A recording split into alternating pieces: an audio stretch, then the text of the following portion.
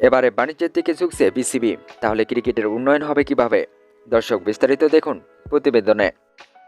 ব্যবসা বাণিজ্যের দিকে মন এখন বাংলাদেশ ক্রিকেট বোর্ডের। এজন্য গণতন্ত্রের সংশোধনী এনে কাউন্সিলদের কাছ থেকে বাণিজ্য করার সনদ রাখতে চায় বিসিবি।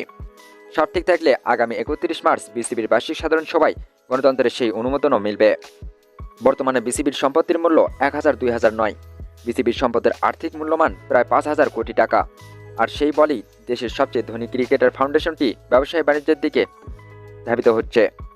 এক বছর আগেও বিসিবির সম্পদের পরিমাণ ছিল মাত্র 972 কোটি টাকা। এক লাফে সেই সম্পদ 5000 কোটি টাকায় পৌঁছে গেছে।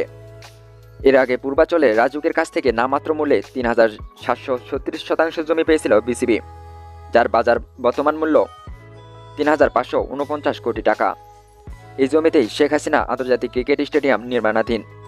772 কোটি টাকার ফিক্সড ডিপোজিটও রয়েছে বিসিবির। এর মধ্যে বিসিবির মূল ডিপোজিট 685 কোটি টাকা, যেখানে বাংলাদেশ প্রিমিয়ার লিগ বিপিএল এর জন্য বরাদ্দ করা হয়েছে মাত্র 87 কোটি টাকা।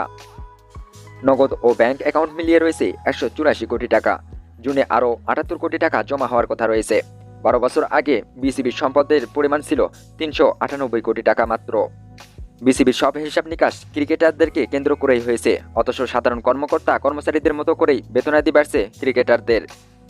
জাতীয় দলের ও প্রথম শ্রেণী ক্রিকেটারদেরকে 2023 সালে মোট বেতন দিয়েছে বিসিবি 7 কোটি টাকা। এক্ষেত্রে মেয়েদের বেতন খালি চোখে অনেক বেড়েছে। জাতীয় দলের মেয়েরা পেয়েছেন 1 কোটির কিছু বেশি। ক্রিকেটাররা 2019 সালে যেসব চাহিদা দেখিয়েছে, আন্দোলনে নেমেছিল, তার বড় অংশই এখনও পূরণ হয়নি।